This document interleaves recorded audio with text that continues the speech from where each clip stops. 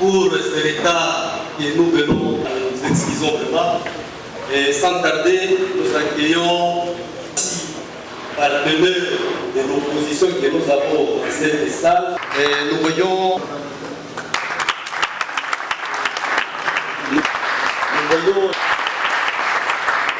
qui est parmi nous. Il peut aussi s'élever pour saluer la salle. Il peut aussi s'élever pour saluer la salle. Les concitoyens, la délégation aussi peut s'élever pour saluer la salle. On a décidé, et pour ne pas traîner, nous allons lui passer la... Paix à son âme. Et j'allais dire que c'est fini. Parce que la chanson dit que c'est encore possible. Est-ce qu'il n'est pas possible de reconstruire ce pays? Ce beau pays. Quand je vous vois, des beaux garçons, des belles filles, dans un beau pays. Et Dieu nous a tout donné dans ce pays. Chers amis, c'est la première fois que je m'entretiens avec vous et j'aimerais que cet échange ne soit pas un monologue. Je ne suis pas un professeur d'université et j'avais dit si j'étais professeur d'université, mais moi je suis un politique, je suis un Congolais, je suis un patriote, un compatriote. J'aime mon pays et je viens ici discuter avec vous de l'avenir de ce pays. Et Lumumba, notre héros national, l'avait si bien dit que quand vous allez donner la liberté à l'homme noir, et l'homme noir va vous démontrer ce qu'il peut faire, l'homme libre.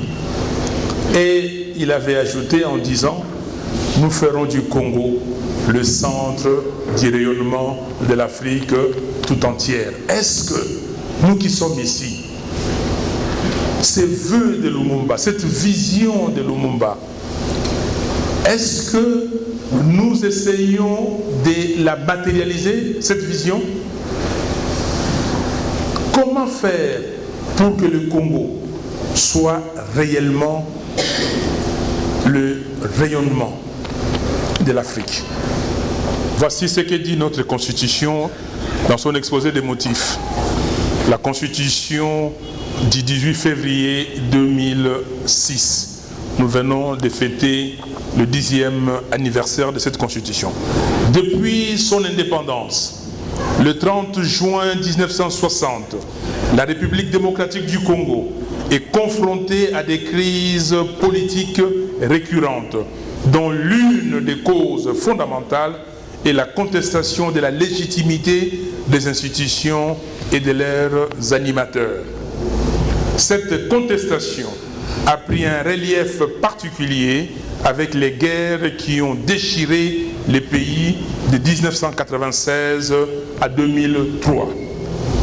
En vue de mettre fin à cette crise chronique de légitimité et de donner au pays toutes les chances de se reconstruire, les délégués de la classe politique, de la société civile, forces vives de la nation, réunis en dialogue intercongolais, ont convenu dans l'accord global et inclusif signé à Pretoria, en Afrique du Sud, le 17 décembre 2002, de mettre en place un nouvel ordre politique fondé sur une nouvelle constitution démocratique, sur base de laquelle le peuple congolais puisse choisir souverainement ses dirigeants, au terme des élections libres, pluralistes, démocratiques, transparentes et crédibles. Voilà ces deux paragraphes ou ces trois paragraphes de l'exposé des motifs. Mais l'exposé des motifs va plus loin et je vais aller sur cette section qui dit ceci: de l'organisation et de l'exercice du pouvoir. Pour ceux qui notent, qu'ils notent parce que ça va constituer une grande partie de notre réflexion et nous allons revenir dans les discussions. De l'organisation et de l'exercice du pouvoir. Les nouvelles institutions de la République démocratique du Congo sont le président de la République, le Parlement, le gouvernement, les cours et tribunaux. Les préoccupations majeures qui président à l'organisation des institutions, de ces institutions, sont les suivantes. 1. Assurer le fonctionnement harmonieux des institutions de l'État. 2. Éviter les conflits. 3. Instaurer un état de droit. 4. Contrer toute tentative de dérive dictatoriale. 5. Garantir la bonne gouvernance. 6. Lutter contre l'impunité. 7. Assurer l'alternance démocratique. Voilà. Voilà ce que dit l'exposé des motifs. Et je vais terminer sur la section, le point 4, qui dit de la révision constitutionnelle. Mais ce qui m'intéresse beaucoup plus, ce n'est pas les titres, mais c'est le contenu. Pour préserver les principes démocratiques contenus dans la présente constitution contre les aléas de la vie politique et les révisions intempestives, les dispositions relatives à la forme républicaine de l'État, au principe du suffrage universel, à la forme représentative du gouvernement, au nombre et à la durée des mandats du président de la République, à l'indépendance du pouvoir judiciaire, au pluralisme politique et syndical, ne peuvent faire l'objet d'aucune révision constitutionnelle. Vous avez compris? Voilà quelques portions, quelques paragraphes de l'exposé des motifs de notre Constitution. Où en sommes-nous aujourd'hui? Nous avons été à Sun City. En tout cas, pas nous tous, mais on dit les forces vives de la nation. C'est-à-dire que nous étions tous représentés. Et nous avons signé un accord global. Et cet accord global est clair. Il nous dit comment accéder au pouvoir. 1. Il nous dit comment exercer le pouvoir. 2. Et en troisième lieu, il nous dit comment passer le pouvoir. L'alternance démocratique. Tout y est. On n'a rien laissé au hasard. Tout y est. Et qu'est-ce qui se passe aujourd'hui? Pourquoi parler du dialogue? On a déjà eu ce dialogue intercongolais qui nous a produit cette constitution. Pourquoi parler du dialogue aujourd'hui? Pourquoi ne pas assurer cette alternance démocratique comme il est inscrit dans la Constitution? Pourquoi? Pourquoi pas? Voici, chers amis, nous ne sommes pas une république bananière. Donc nous disons que c'est encore possible de reconstruire ce pays. C'est encore possible d'essuyer les larmes des Congolais qui pleurent partout, ici au Nord Kivu, à Beni, à Eringeti. C'est possible. C'est possible d'avoir des routes ici à Goma. C'est possible demain de faire le tour de ces pays, comme certaines personnes l'ont fait en 1958 ou avant 1960. C'est possible. C'est possible que ces pays puissent avoir un budget annuel de 100 milliards de dollars.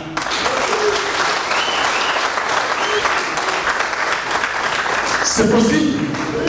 Comment voulez-vous, mes frères, mes sœurs, qu'un pays de plus de 70 millions d'habitants puisse vivre avec un budget réel de 5 milliards de dollars? Un pays comme l'Angola, qui a moins de 25 millions d'habitants, puisse avoir un budget de plus de 70 milliards de dollars.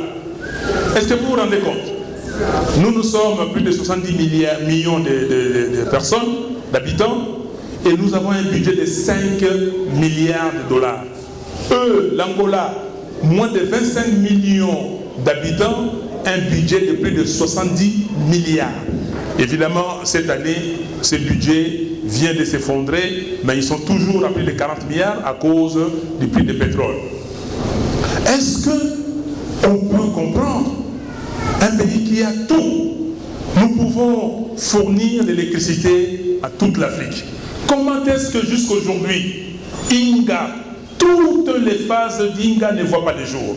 Comment jusqu'aujourd'hui, le Congo peut avoir des problèmes d'électricité? Comment jusqu'aujourd'hui, le Congo peut avoir les problèmes d'eau potable? La couverture en eau potable n'est même pas de 20% dans ces pays. Est-ce que c'est normal? Comment est-ce que nos universités ne sont pas classées? Quand vous prenez les 100 meilleures universités africaines, il n'y a aucune université congolaise. Et en 1960, dans les années 60, l'université Lovanium était parmi les 3 meilleures universités d'Afrique. L'université Lovanium, c'était le même niveau que l'université de Louvain en Belgique. Comment comprendre? Comment comprendre? Est-ce que nous avons un ADN qui n'est pas normal? Répondez-moi. Quel est le problème? Eh oui, vous voyez le problème, c'est dans l'exposé des motifs. Les gens veulent le pouvoir pour le pouvoir. On se convient une chose, on dit mandat présidentiel, 5 ans, renouvelable une seule fois. On n'a pas dit une fois, on a dit une seule fois. Et les gens ne veulent pas respecter ça. Nous disons, dans l'exposé des motifs, on dit les préoccupations qui ont présidé à l'élaboration de cette constitution. On parle d'éviter les conflits. On parle de la bonne gouvernance. Et la bonne gouvernance au Congo n'existe pas. Les gens veulent prendre le pouvoir pour s'enrichir. Chers amis, j'ai été enlevé le dimanche 14 février. Il y a un général d'armée, un général de l'armée congolaise qui me dit « Mais honorable Fayulu, mais pourquoi vous faites la politique? Vous qui êtes si riche. » Ah bon? Monsieur, je suis si riche. Donc vous dites qu'on fait la politique pour devenir riche. Voilà ce qu'il y a dans l'esprit des gens. Je fais la politique pour devenir riche. Non. On fait la politique pour gérer la cité. On fait la politique pour assurer les bonheurs de ses concitoyens. On fait la politique pour protéger les Congolais et leurs biens. On fait la politique pour que les Congolais, partout où ils se trouvent, se disent « j'ai une nation forte. S'il y a un problème, ici, mon pays va se présenter et j'aurai une réponse positive. » Et c'est comme nous sommes à Goma ici, s'il arrive quelque chose à un Américain, tout de suite, s'il est dans la salle, vous allez voir comment il sera protégé. Mais pas nous. Pourquoi? Donc, chers amis, ce que je suis en train de vous dire, ça doit nous interpeller tous.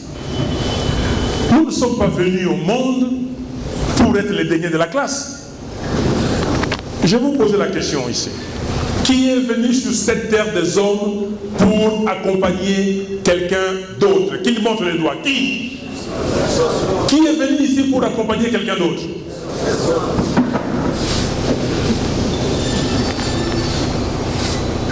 J'ai bien compris qu'il n'y a personne qui est venu accompagner quelqu'un d'autre. Nous avons prié, notre frère a prié très bonne prière. Nous avons reçu tous, et en tout cas c'est ma croyance, nous avons reçu tous, chacun de nous, une mission divine, une mission de Dieu. Moi j'ai reçu une mission, et je dois remplir cette mission. Mon frère, vous avez reçu une mission, et vous devez la remplir. Ma soeur, vous avez une mission.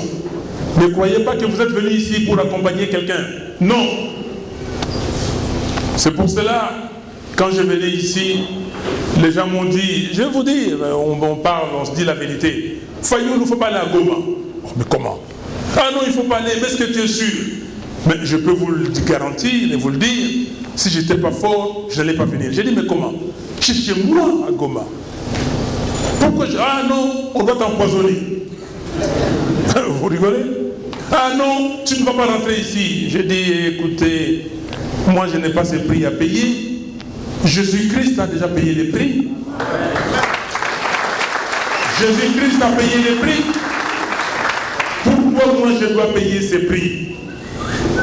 Et je viens, c'est chez moi. Et je suis ici avec vous, mes frères, mes sœurs. Ce n'est pas un plaisir? Est-ce que ça ne vous réjouit pas que je sois avec vous? Mais vous êtes timide. Est-ce que vous n'êtes pas content? Vous n'êtes pas content? Il y en a parmi vous qui me suivent dans des radios, dans des télévisions, mais c'est la première fois qu'on échange comme ça. Et j'ai dit, je dois voir, je dois faire cette tournée. C'était programmé et je dois remplir ma mission et je dois remplir mon contrat. Ceci pour vous dire que nous devons prendre un engagement. Nous tous. Prendre un engagement, et c'est comme ça que nous appelons notre parti. Engagement pour la citoyenneté et le développement. Nous nous sommes engagés. Peut-être le mot engagé en français, je ne les sens pas. Mais ceux qui parlent l'anglais, l'engagement, engagé, ça veut dire to commit. I'm committed to. Donc le mot est plus fort. Donc je me donne corps et âme, avec toute l'intelligence que j'ai, avec les énergies que j'ai, l'esprit, tout, pour le développement de ces pays. Je suis citoyen et je dois contribuer au développement de ma communauté. Ma communauté, c'est la communauté congolaise. Voilà, chers frères et sœurs, cet engagement. Et cet engagement, nous l'avons décliné. Nous a décidé. Et nous avons dit que on a regardé partout. On s'est dit, mais qu'est-ce qu'il faut faire? Est-ce que nous devons entrer dans un parti politique qui existe? Avant le CID, il y avait déjà les MLC, il y avait l'UDPS, il y avait d'autres partis. Et nous nous sommes dit, Nous allons créer ce parti qui n'est pas la propriété privée d'un individu, où il n'y a pas de président fondateur. Si quelqu'un d'entre vous ici veut demain devenir membre fondateur de l'ESID, comme mon ami Christian Badossé, vous pouvez le devenir. Je ne suis pas moi président fondateur, non. Je suis un des fondateurs. Comme lui, il est un des fondateurs, comme mon ami ici est un des fondateurs. Il suffit aujourd'hui de payer $50 et vous devenez membre fondateur. Pas il suffit, mais vous lisez les documents de l'ESID, les statuts, la charte des valeurs, les projets de société. Et si vous êtes d'accord, et vous venez. Mais si vous n'êtes pas d'accord, mais il y a des éléments qui coincent. Si vous êtes d'accord et qu'il y a des éléments qui coincent, vous pouvez toujours venir et discuter. On organisera un conseil national et si le conseil national est d'accord avec vous, on change les éléments. Et c'est la démocratie que nous vivons au sein de l'ESID. Et c'est pour cela que nous, à l'ESID, nous avons dit que nous avons un projet de société qu'on a nommé. Comment? C'est investir dans les citoyens pour développer la République démocratique du Congo. On investit dans l'homme parce que nous savons et nous croyons que l'homme est capable. Nous croyons, comme le dit notre hymne du parti, nous croyons que tout c'est encore possible. Nous croyons que nous pouvons rendre ce pays un pays merveilleux où les gens peuvent vivre avec toute la joie. C'est ça le parti ESID. Ce n'est pas un parti, on va vous dire, ah oui, l'autorité morale du parti. Non, il n'y a pas d'autorité morale. Il y a un président qui est président, il fera son temps, et dès que son temps aura passé, il y aura un autre qui prendra les règnes et la commande de ces partis. Ces projets. Et ce projet qui est assis sur les piliers. Je reviendrai peut-être sur les piliers quand je répondrai à certaines questions, mais je vais passer directement sur ce que nous pensons faire demain. Pourquoi je dis ce que nous pensons faire demain? L'ESID, comme un parti structuré, organisé, a tenu du 3 au 5 décembre dernier, en 2015, son congrès, son premier congrès ordinaire.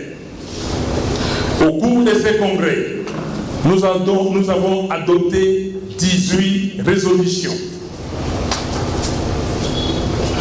La résolution numéro 16, ce qui nous concerne ici, dit ceci: l'ESID, l'engagement pour la citoyenneté et le développement, plaide pour une candidature commune de l'opposition à l'élection présidentielle de 2016.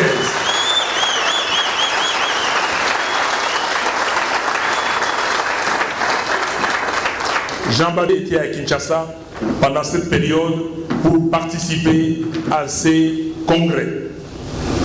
Ça, c'est la résolution numéro 16. Résolution numéro 17.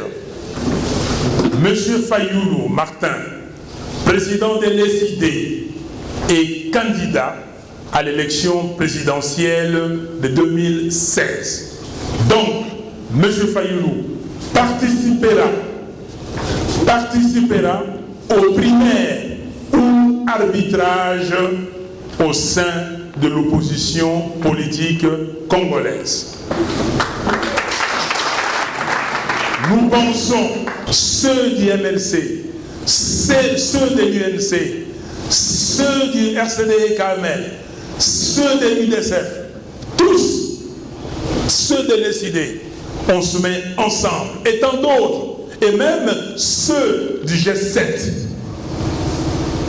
On doit se mettre ensemble et se dire, oui, qui et meilleurs parmi nous.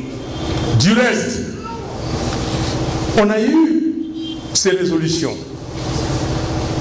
Et je termine pour les résolutions. La résolution numéro 18, le parti me demande de faire la tournée de l'ensemble du pays pour porter haut la vision du pays et pour redynamiser les activités du parti à la base, et c'est ce que j'ai fait.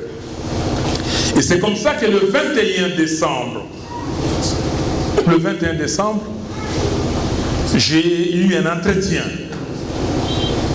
de plus ou moins 1 heure avec Moïse Katumbi à Bruxelles pour qu'on discute sur ça. Et je lui ai remis nos résolutions. Et on a discuté sur cette affaire, cette question des candidats communs. Et on s'est mis d'accord qu'il faut qu'il y ait un candidat commun. Et j'ai vu que vous êtes contents, donc c'est la volonté du peuple, je me réjouis.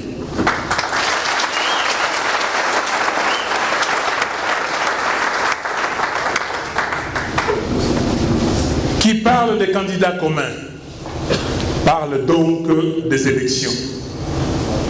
Chers frères et sœurs, on n'a pas à transiger. La Constitution est claire. Nous devons avoir des élections. La Constitution est claire. Dans les préoccupations, vous avez vu, la dernière préoccupation, il faut qu'il y ait une alternance démocratique. Et surtout, l'élection présidentielle. C'est une élection dont la période, dont le moment est consacré, décidé par la Constitution. Comment?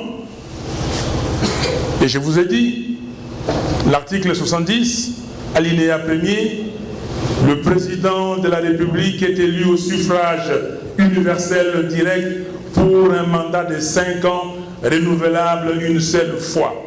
Alinéa 2e, le président en exercice reste en fonction jusqu'à l'installation du nouveau président élu. On n'a pas dit le président à élire. Donc le nouveau président élu, ça suppose que le président est là.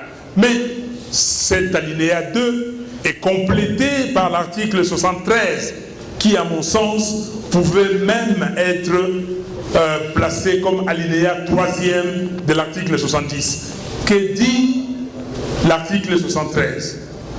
Le scrutin présidentiel est convoqué par la Commission électorale nationale indépendante 90 jours avant la fin du mandat du président en exercice. C'est pas ça?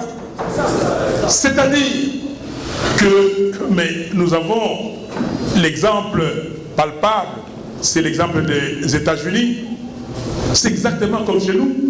Au mois de novembre prochain, il y aura une élection aux États-Unis. Mais le président prendra ses fonctions seulement le 20 janvier 2017. Et pendant ce temps-là, Barack Obama, qui a son 2e mandat, qui n'est pas renouvelable, sera, comment dire, en train de gérer les affaires courantes. Il sera toujours président. C'est comme ça que nous nous disons, il faut qu'il y ait élection, qu'il n'y a pas à transiger. Tout notre combat, mes frères et sœurs, vous l'avez constaté, depuis qu'on a eu ces élections chaotiques de novembre 2011, les combats après, c'était pour nous comment préparer les élections de 2016.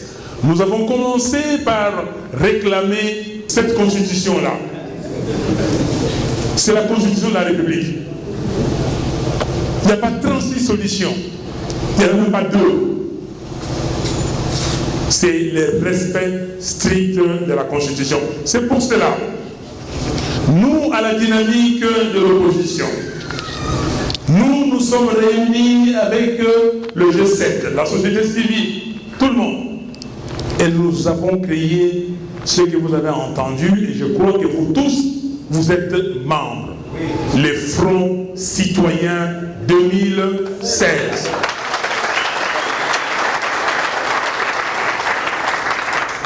Nous avons créé ces Fronts citoyens, c'est-à-dire que tout Congolais qui cherche les changements, tout Congolais qui a l'amour de son pays, tout Congolais qui veut que demain le Congo soit compté parmi les nations modernes, parmi les nations où il fait beau vivre. Ces Congolais doivent être Front citoyen 2016. Je vais vous poser la question maintenant. Mon test. Qui est Front citoyen 2016? Oh, je suis très content. Merci beaucoup. Merci. Merci. Vous savez, dans l'esprit, dans nos actions sur le terrain, comme nos jeunes frères et sœurs de la lucha, comme ils le font. Oh, j'admire ces enfants. Parce qu'il y en a parmi eux qui ont l'âge de mes enfants. Je les admire. J'ai reçu à Kinshasa, à notre siège, Luc, Juvin et Bienvenue de la lucha. Je leur ai demandé de venir nous parler de l'expérience. Ils étaient fantastiques. Ils ont subjugué l'auditoire. Mais aujourd'hui, seul Luc, est-ce qu'il est là? Luc devait venir ici. Luc n'est pas encore là.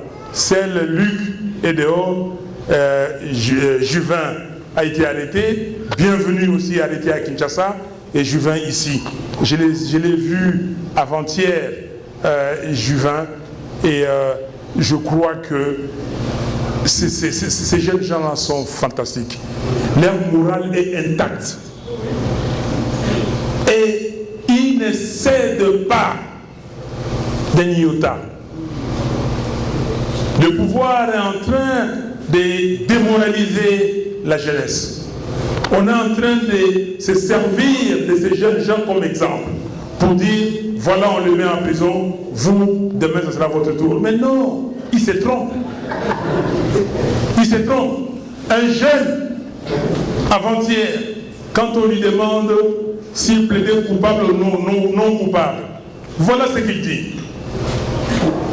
Il dit, Monsieur le Premier Président, avant toute chose, j'aimerais vous dire que la nuit d'hier, à Béni, on a assassiné, on a tué 20 personnes à coups de machette.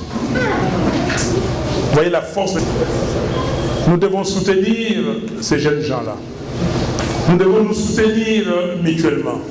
Et vous savez qu'il y a beaucoup de Congolais qui sont en prison aujourd'hui. Eugène Diori Ndongala, Christopher Ngoï Mutambay, Ernest Kiaviro, un de vous ici. Ernest Kiaviro. Vous avez Jean-Claude Mouyambo. Vous avez Eric Kikunda. Et tant d'autres. Qu'est-ce qu'ils ont fait? On ne sait absolument rien. Vous avez Makwambala, Yves Makwambala. Vous avez... Je ne pouvais pas, je ne peux pas manquer ça. Ça vient. Je voulais singulariser. Vous avez Fred Baouma. Je le vois régulièrement. Je vais le voir régulièrement en prison.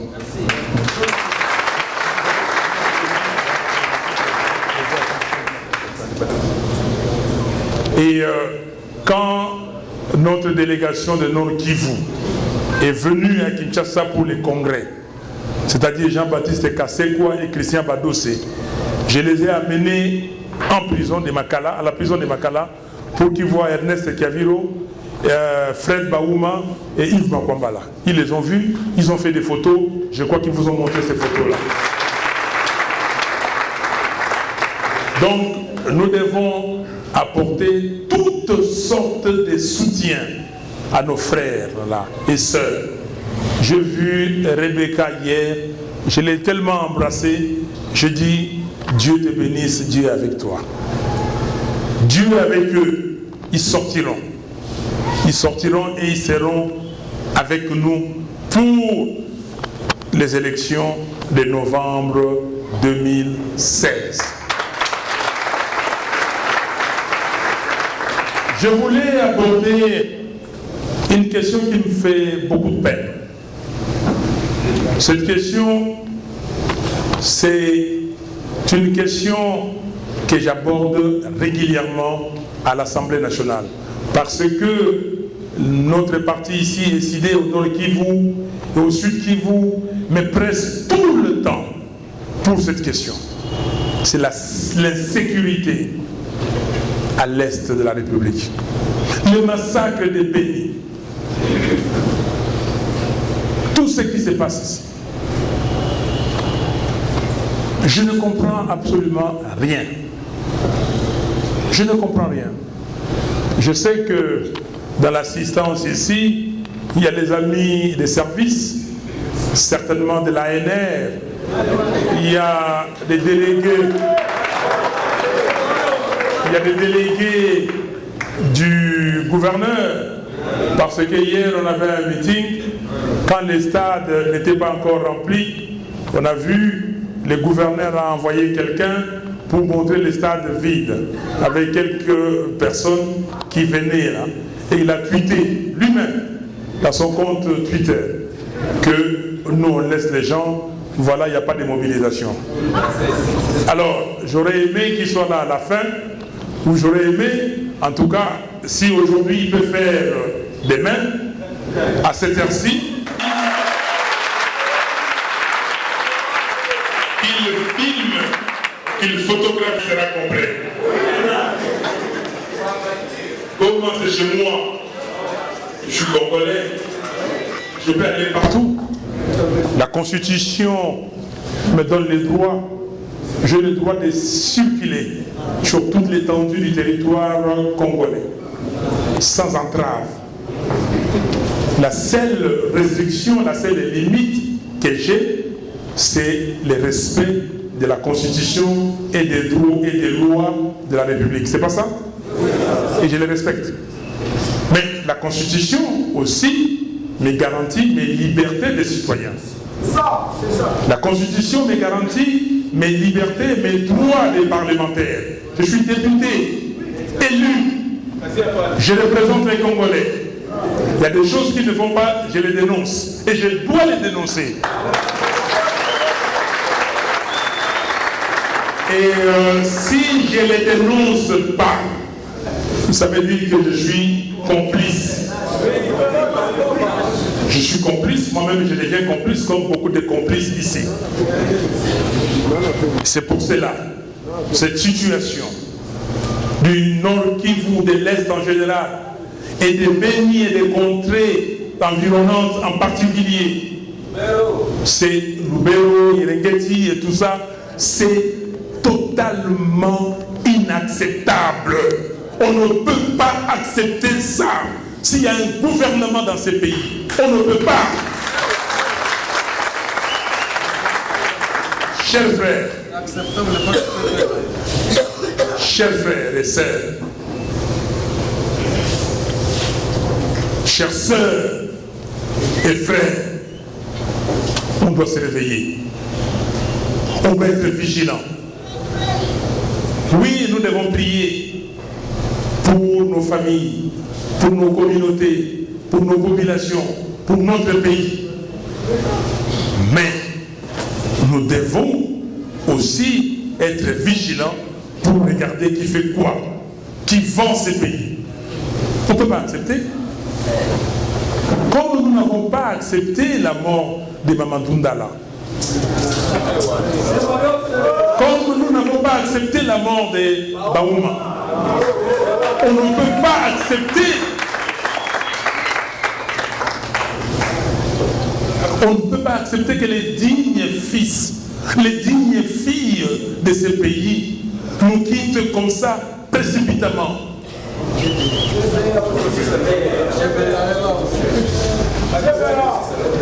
Oui, mes sœurs, mes frères, nous ne pouvons pas accepter les charniers de Manoukou. Nous n'avons pas accepté la mort de Tchébéa, Floribert. J'étais avec lui à la conférence nationale souveraine. On a milité ensemble pour que cette conférence voie le jour.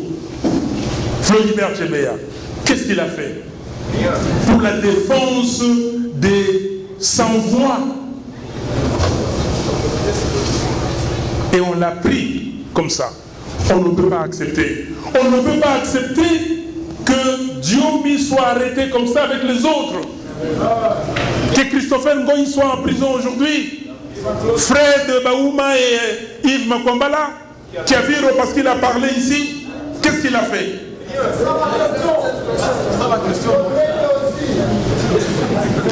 On ne peut pas accepter. On ne peut pas accepter l'arbitraire.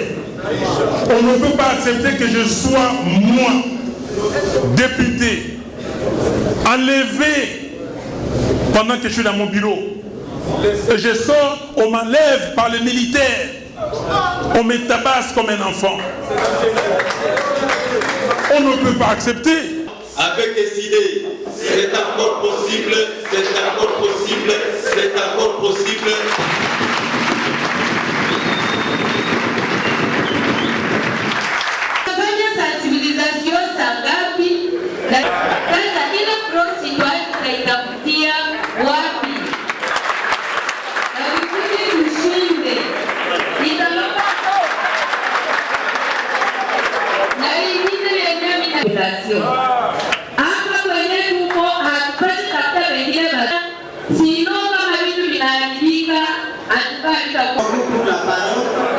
Je vais poser, monsieur honorable Martin Fayulu, pour votre information, à la radio, il n'y aura pas des élections législatives à la radio qui voit. Et c'est le gouverneur, nous n'avons pas fait de décision. C'est-à-dire entre oui ou non. Est-ce que réellement il y aura des élections en 2016? S'il n'y aura pas ces élections, que recommandez-vous au peuple congolais? Si il y aura ces élections, il y a vraiment espoir d'avoir un candidat unique de l'opposition? Ça, c'est la première question. La deuxième question, au lieu d'aller à gauche et à droite, mauvais gouvernement, l'incapacité du gouvernement congolais, avez-vous vraiment échoué à initier une pétition contre ce gouvernement faible de Joseph Kabila au niveau de l'Assemblée nationale et au niveau du peuple congolais? Encore, vous la déposer. Merci.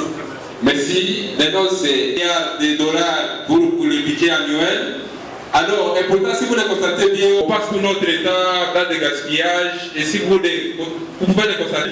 Alors, j'aimerais savoir, est-ce que c'est possible dans les SIP? Je vous remercie. Ma question s'intéresse pour la CENI. La majorité a donné une correspondance au CENI concernant la CENI. On a constaté ce que la CENI a fait. Pour l'opposition, et si la CENI, la partialité, ça montre. Je vous remercie. Je m'appelle Fabien. Pensez-vous que la population elle-même peut se soulever en nous? Merci, je suis servi. Je vais savoir si il existe déjà un plan des opposants, alors qu'il existe des organisations, la dynamique de l'opposition.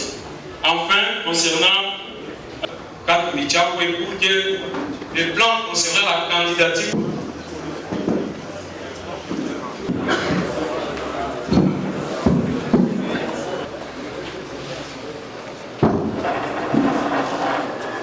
du peuple du Nord Kivu.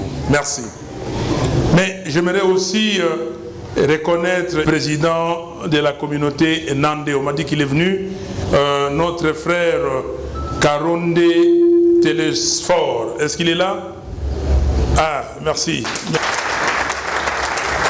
Ah, vraiment, je ne sais pas s'il faut répondre à vos préoccupations parce que vous avez donné des réponses. Mais félicitations pour votre engagement, pour votre courage. Oui, nous sommes tous fronts citoyens. Le front citoyen signifie simplement que le peuple de ce pays se mette ensemble pour se dire qu'il faut qu'il y ait élection. Non, maman Paul comprend le français. Elle comprend le français. Elle comprend. Le Front citoyen veut dire que nous tous, nous disons qu'il faut qu'il y ait élection en 2016. Il faut qu'il y ait alternance politique. C'est-à-dire quoi? C'est-à-dire que le 20 décembre de cette année, il y aura un président qui va prêter serment pour conduire notre pays. C'est tout. Le Front citoyen veut dire qu'il y ait alternance, c'est-à-dire que le 19 décembre, M. Kabila doit plier bagage et c'est fini. C'est ce que ça veut dire. Jour sacré de l'hiver, serment de liberté, pour toujours.